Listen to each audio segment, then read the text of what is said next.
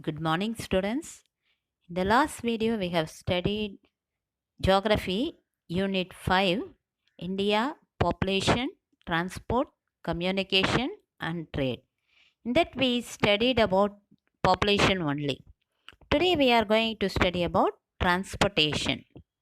Transport is a system in which passengers and goods are carried from one place to another. Transport system is considered as the lifeline of a country. Can you imagine a world without transport at present? It's not possible for us because we are practiced to it. So, without transport, even a few days, we are not able to live, I can say. I think you know earlier, man traveled on foot or they used animals for transport. With the discovery of wheel, transport was made easier and gradually different means of transport were developed. So, we are going to study about the various means of transport. What are the various means of transport? Transport may be classified into landways, waterways, and airways. Under landways, we have roadways, railways, and pipelines. Whereas under waterways, we have inland waterways and ocean routes.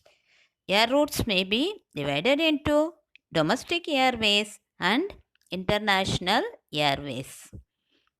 Next, we shall pass on to transport network in India. Transport is one of the most important components of infrastructure and it is essential for economic development of a country, especially for a large country like India. India has a good transport network of roads, railways, airways, and waterways, providing necessary connectivity between different parts of the country. Without transport, it is not possible to transport the goods, so no trade will be possible. So, next, see here, do you know? Sersha Suri built the Shagi Road to strengthen and consolidate his empire. Okay, in order to strengthen and consolidate his empire, he constructed a road called Shagi from where to where? From Indus Valley to Sonar Valley in Bengal. This road from Kolkata to Peshawar was renamed as Grand Trunk Road. Okay, Grand Trunk Road during the British period. At present, it extends from Amritsar to Kolkata. It is bifurcated into two segments. One is NH1, that is from Delhi to Amritsar, and the other one is NH2, that is from Delhi to Kolkata. Next, we are going to study about that roadways. Okay, do you think roadways are very useful? Yes, roadways are very useful and very important means of transport, we can say. It is considered as the feeders for all the other means of transport. Why I am saying that as feeder? Because without using roadways, we are not able to go to railway station or airport or to the port. So, roadways are considered as the feeders for all the other means of transport, we can say. So, roads play an important role in carrying goods and passengers for short or medium or long distances. Whatever may be the distance, roads are very useful, we can say. But other means may not be useful for very short distance. So, what are the advantages?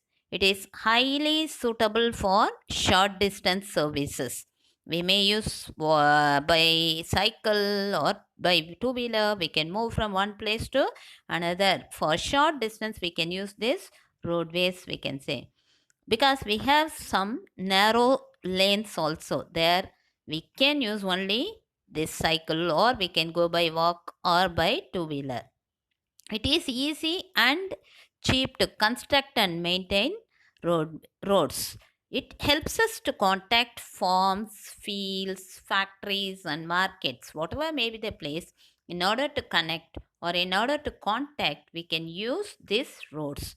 It also provides door to door services. Okay, even when we buy some goods, we may bring that through some vehicles only, with the help of this roadways, we can say.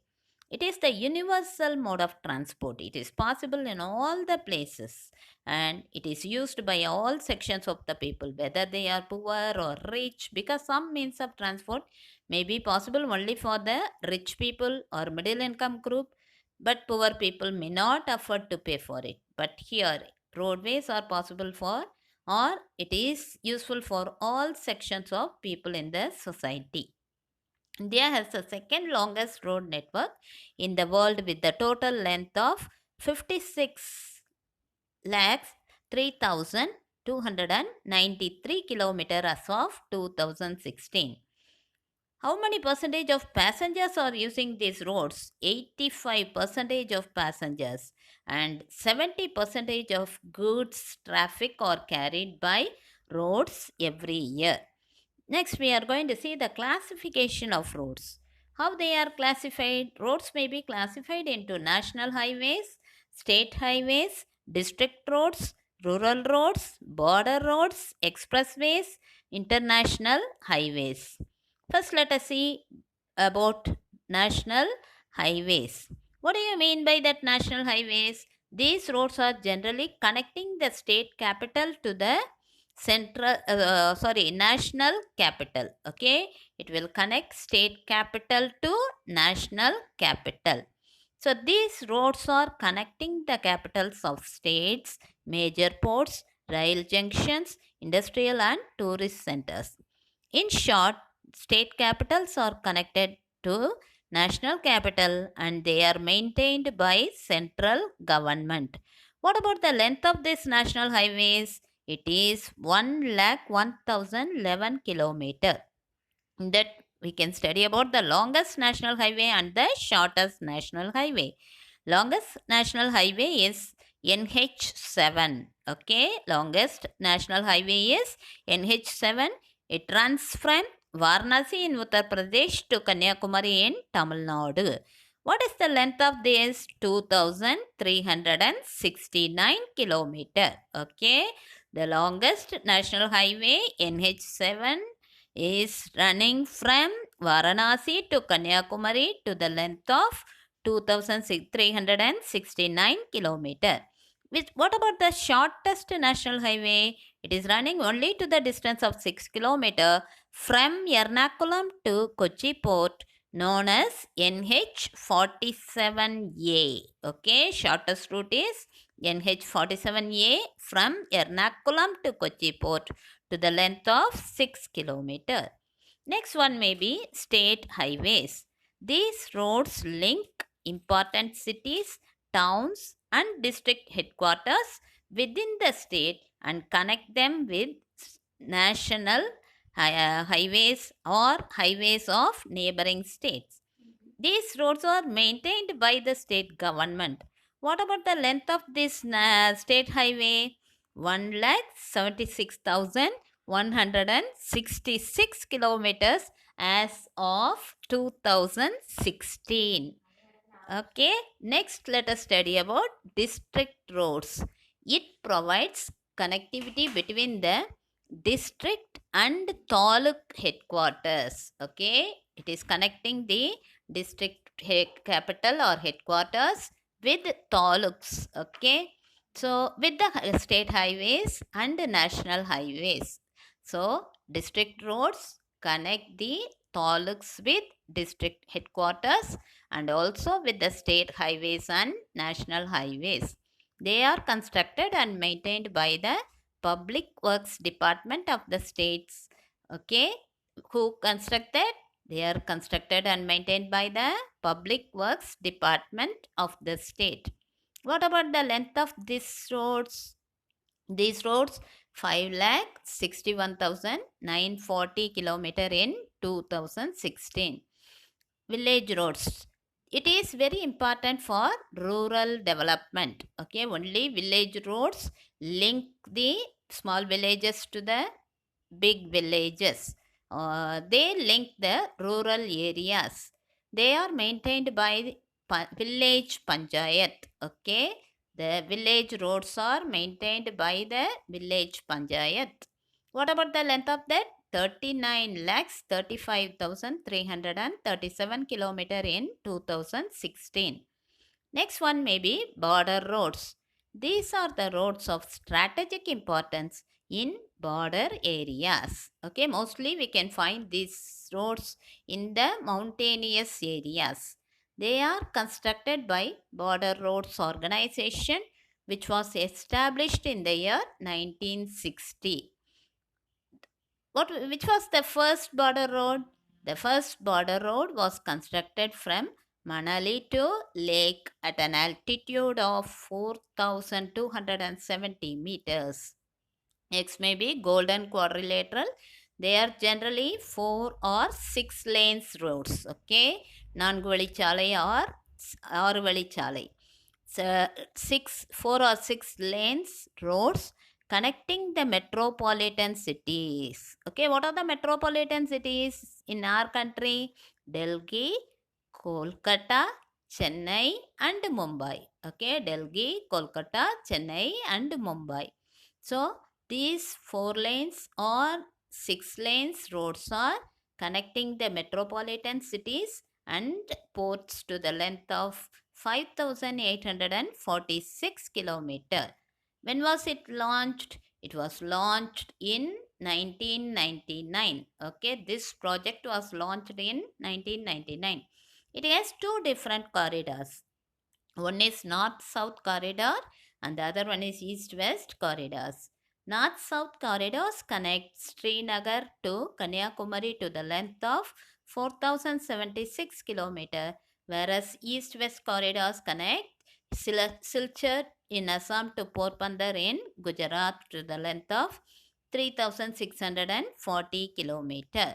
These two corridors, north, south, and east, west, they intersect at Jhansi. Okay, these two corridors intersect at a place called Jhansi. Next one is expressways.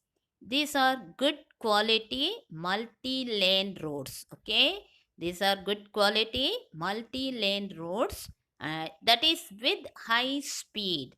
They are Mumbai to Pune, Kolkata to Dum Airport, Durgapur to Kolkata Road, and Yamuna Expressway between Delhi and Agra. Okay, expressways are generally good quality multi-lane roads with high speed. Last one, international highways. These are roads connecting the neighboring countries with our country. Okay, or we can say these roads connect the neighboring countries with our country.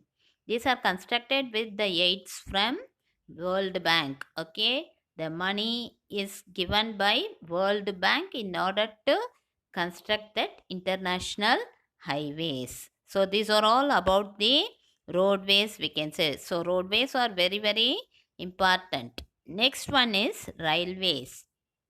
Railways, when we say, it is also very, very important only. First we can see when was it started. The first the first train steamed off from Mumbai to Thane in the year 1853. At that time they had only steam engine. Okay, so it is given steamed off. The first train steamed off from Mumbai to Thane in the year 1853, covering a distance of 34 km. In 1951, the systems were nationalized as one unit, and that's known as the Indian Railways. Where is the headquarters of Indian Railways? It is at New Delhi. Okay, it is at New Delhi. So railways, when we talk about these railways, are also very, very useful to transfer people as well as to transfer the commodities from one place to another. The goods are also transferred from one place to another with the help of these railways. So it is very, very helpful for economic growth. So it is considered as the backbone of the surface transport system of India. See here, what are the advantages? It promotes national integration by bringing people together. So, when these trains have to move between different states, there must be some integration among the states. There must be some unity among the states. So, we can say it brings national integration. Okay, it promotes trade, tourism, education, etc. Already, I said that it is very useful for carrying the heavy goods, bulky goods, all that may be possible. So, it is helpful for trade. And when we have transport from different states, the people from different states, they may come or they may visit various states, so tourism may be developed. And also the people, those who are going for education or employment, they may use these trains. You can see in the metropolitan cities they have that suburban railways. That's very very helpful for them to go to employment and also to go for education. So it also promotes that education. So next one is it helps in the commercialization of agricultural sector. The agricultural sector or the products, agricultural products may be transferred from the rural area to urban area. Okay, so quick movement of perishable commodities are possible only with this railways. What is perishable goods? Perishable, when we say, that is சீக்கிரமே அழுகி போகிறதுன்னு சொல்கிறோம் இல்லையா, that goods are called as perishable goods. So it transports raw materials to industries and finished goods to markets. Already I told this. The raw materials are taken to industries and finished products are taken to market. So Indian Railway is the largest in Asia. Okay, in the continent of Asia, Indian Railway is the largest one. In the world level, Indian Railway stands in the second place. The length of Indian Railway network as of 2017 is 67,368 kilometer, with how many railway stations? 7,349 railway stations. For operations and management, the Indian Railways is organized into 16 zones. Okay, all these 16 zones have their own headquarters. It won't be possible for the officials to sit in Delhi and watch over throughout the country. So they have divided the railways into 16 zones with their own headquarters. What about the railway in Tamil Nadu? It is Southern Railway and it has Chennai as its headquarters. The Northern Railway accounts for the longest route length, followed by the Western Railway. On the basis of width of the track, okay, the track width, we may classify that into four categories. That is broad gauge, meter gauge, narrow gauge, and light gauge. Now, almost all the tracks are changed into broad gauge, we can say. Only in a very few places we may have that narrow gauges, but almost in all the places they have changed that to broad gauge. What about the width of that broad gauge? 1.676 meter. Meter gauge, when we say, it is only 1 meter. Narrow gauge 0.762 meter and light gauge 0.610 meter. Okay, next one, in recent times many developments have taken place in the Indian Railways. That is like arrival of Konkan Railway Corporation, mass rapid transit system, metro and suburban railways. All these are there. Okay, they are all very helpful for easy and efficient means of transport. Okay, so now we can see about that next part. That is, do you know, you see, the first suburban railway. What is that suburban railway? The urban, that is suburban areas are linked with the urban areas. Okay, the extension areas may be linked with the main cities. That is only suburban railway. Was started in the year 1925 in Mumbai. Chennai becomes the sixth Indian city with metro railway. Okay, those who have visited Chennai, you may know there is metro trains are there in Chennai. Okay, there are metro trains in Chennai. So Chennai becomes the sixth Indian city with metro railway. Gatiman Express is the fastest operational train in India. This train connects New Delhi and Agra and touches 160 kilometer per hour. Okay, what is the speed of that? 160 kilometer per hour. This train takes a travel time of 105 minutes to cover 200 kilometer journey. Okay, only 105 minutes to cover 200 kilometer journey. Okay, so now see here, Konkan Railway, it was started in 1998, which connects Roga in Maharashtra, a place called Roga in Maharashtra, to Mangaluru in Karnataka, and the track measures to the length of 760 kilometer. Okay, from Roga to Mangalore, 760 kilometer. This is the Konkan Railway. This is considered as an engineering marvel. Marvel means அற்புதம். Okay, marvel, அதிசயம், அற்புதம் சொல்றோம் இல்லையா? Engineering marvel. Why it is so called so? Because on its routes, okay, from Roga to Mangalore, when they travel, they have to cross 146 rivers and streams. என்னென்னலாம் நடுவில் இருக்குன்னு பாரு. இந்த 760 கிலோமீட்டருக்கு நடுவில் 146 rivers and streams, nearly 2000 bridges. Okay, how many bridges? 2000 bridges, and 73 tunnels are there. This is constructed by the states of Maharashtra, Goa and Karnataka. This is only, I told already, there is national integration. It promotes national integration.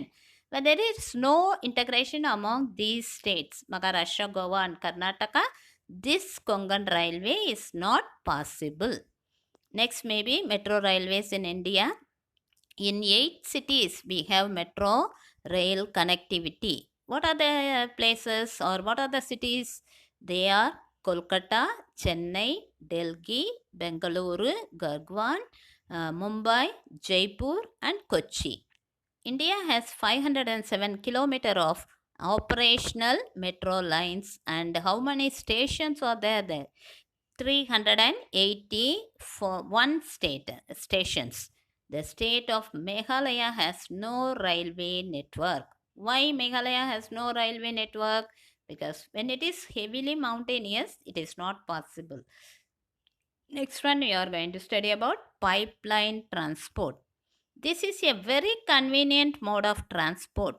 For what? In order to connect oil and natural gas fields, refineries and to the markets.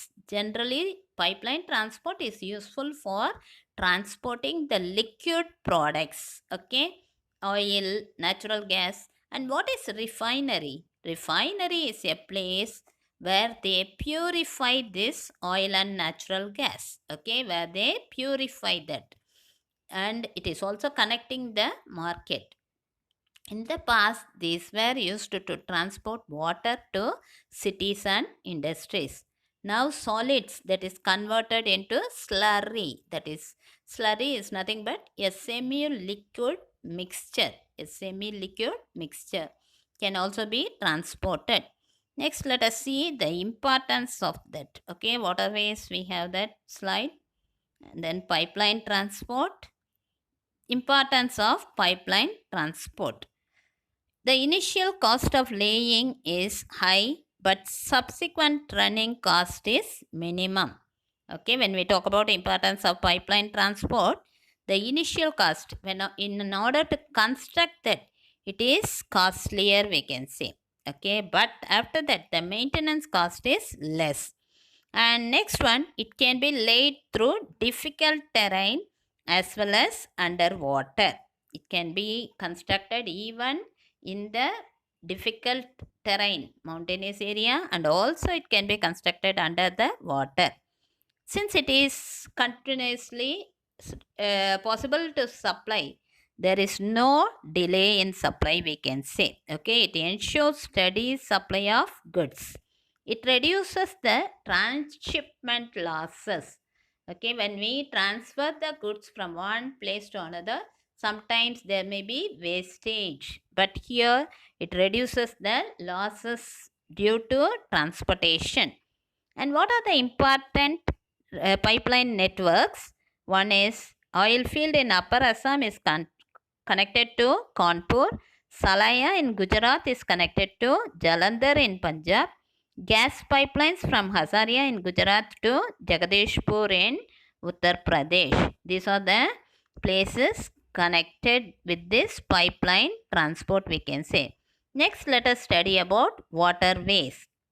It is also one of the most important mode of transport for both passenger and cargo. What is cargo? Cargo is again goods. Okay, cargo is again goods only.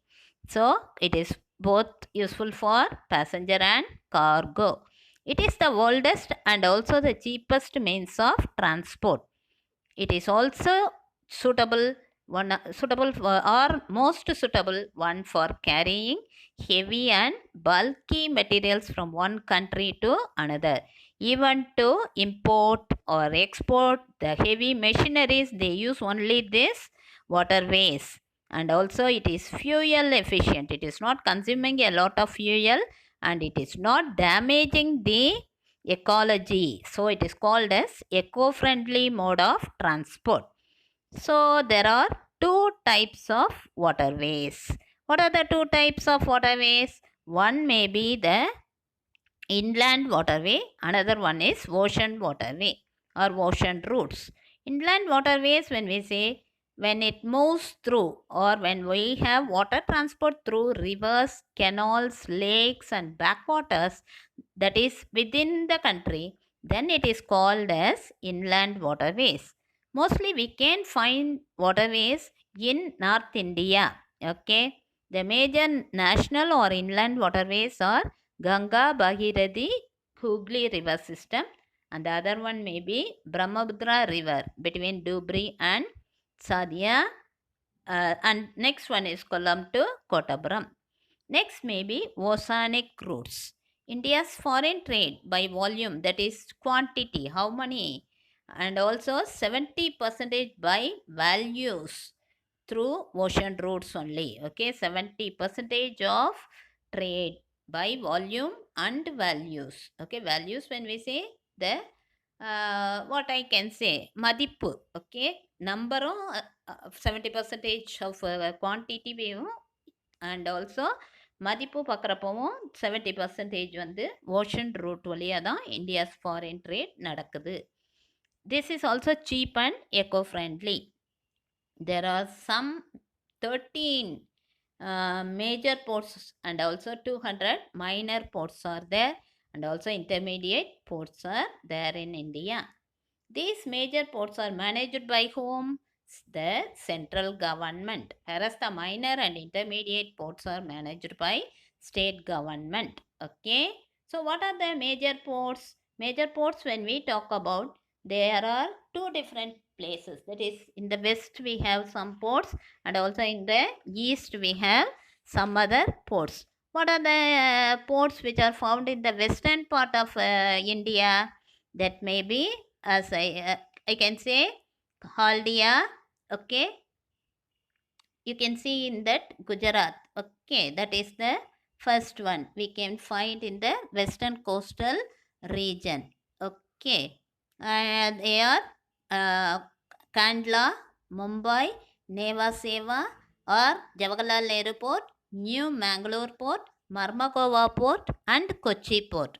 Whereas in the eastern coast we can see Kolkata Port, Paradeep, Visakhapatnam Port, Chennai Port, Ennur Port and Tuticorin Port. Okay, in the western coast we have Kandla, Mumbai, Neva Seva, New Mangalore, Marmakova and Kochi Port, and in the eastern port we have Haldia, or we can say that as Kolkata Port, Paradeep, Visakhapatnam, Chennai, Ennur and Tuticorin. Okay, these are the major ports of India. Whereas the minor ports and intermediate ports are also there. How many? 200 are there. Other than that, we have that shipyards where they construct the ships, where the repairing units are there. That is also found in India. What are the major shipyards? We have four major shipyards. They are the Hindustan shipyard, okay, and second, that is in Vishakhapatnam. Second one, Garden Reach Workshop in Kolkata, Masagan Dock in Mumbai, Kochi Shipyard in Kochi. Okay, India is the second largest ship owning country in Asia and it ranks in the 16th place in the world, we can say. Next, we are going to study about that air transport. Do you know about air transport or not? What is that air transport? When we talk about air transport, it is also advantageous. It also helps us to connect various places. It also helps us to transport both people and also the goods. Okay, but what about the other things? It is the costliest means of transport. Okay, airways are the quickest, costliest, most modern and comfortable means of transport, we can say. Okay, it is the quickest, costliest, most modern and comfortable means of transport, but it also connects the national, regional and international level. Okay, national, regional, from state to state, and also international level, we can say. So what are the advantages of this air transport? It has made accessibility easier even in the terrain area and also in the sandy desert. We can have this air transportation. It carries passengers, freight, and mail. It plays a key role in times of emergency as well as in the event of natural and man made calamities like floods, epidemic, and wars. Okay, during that time, also, air transport helps us to take the things to that places and to rescue the people from there, we can say. So, there are two types of airways. One is domestic airways and the other one is international airways. The Indian Airlines and Air India are the two airline services run by the government of India. What is the difference between these two? Indian Airlines, when you see, it provides the domestic services, okay, within the country. We can move from state to state. That is Indian Airlines.